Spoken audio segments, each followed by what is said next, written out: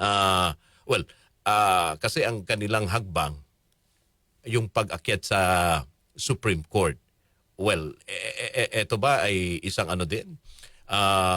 Strong na, well, strategy na ginagawa ni... Tama nga, kasi nung una may may desisyon ng Korte Suprema na binasura kaya hindi nga natuloy yung unang impeachment. Di ba, Attorney?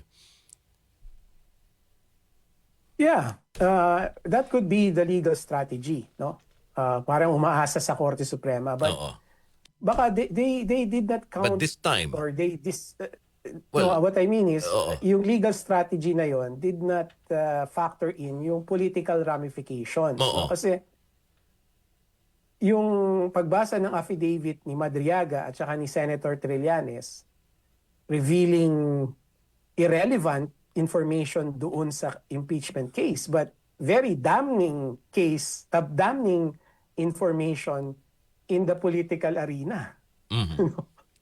So, yung mga nilabas na impormasyon pwedeng walang koneksyon sa impeachment, pero very damning sa political arena, katulad nung mga perang yung sabi ni Pangulong Duterte, ininsulto niya yung mga anak niya. Right?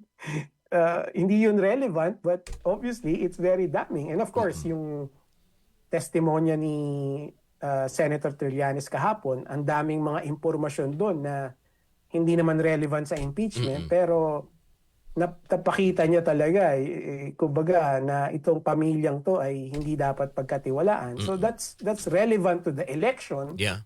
but not relevant to the impeachment proceedings.